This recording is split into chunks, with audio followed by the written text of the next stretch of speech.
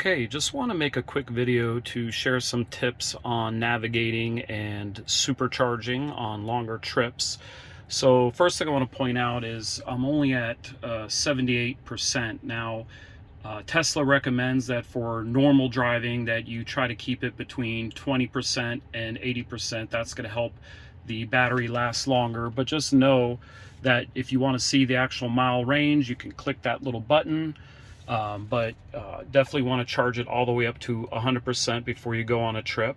And for navigating, you can definitely just go ahead and type it in, but I'm all for just pressing this little right button here and saying, for example, navigate to Charleston, South Carolina.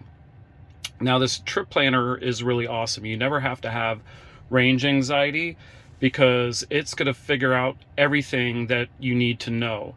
And even if you wind up using, more power because you're either, driving well above 70, anything above 70 puts a little extra strain on the car.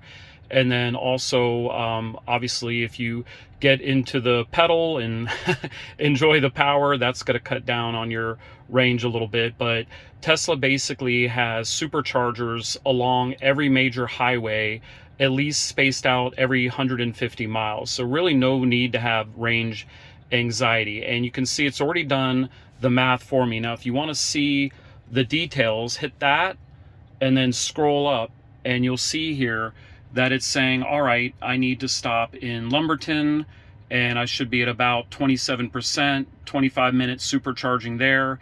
And then I'll stop again in Summerton, South Carolina for about 15 minutes. Now, if I was fully charged, I'm pretty sure I could make it just with one supercharging, and it'll show you right here on the map exactly where you need to stop and charge. Now, it's showing just to Lumberton, and then it'll show the second part of the trip. Now, let's say you might have a wife like mine who needs to stop, every hour or so and stretch her legs and use the bathroom. You might actually want to stop more often, or for whatever reason, if you want to say, hey, let me pick where I want to charge, you can go ahead and just hit remove all charging stations. It's going to give me a little warning saying, hey, you don't have enough juice to reach your destination. And then what you can do is come over here and just click on this supercharger button, and then it's going to show you, I didn't mean to go into this mode. Let me hit this again. I want to see the full screen. So come over here and hit this button, and now it's going to show you all the superchargers along your route. And the number here corresponds with the number over here. Now, just a little pro tip, the newer superchargers are 250 kilowatts versus 150, so they're going to charge significantly faster. So if you have the choice between stopping, at a 250 or a 150, definitely want to pick the 150. And let's just say, for example, I'm going to say, hey, I want to stop in, Florence, South Carolina. So you can go ahead and just build out your stops wherever you want to go.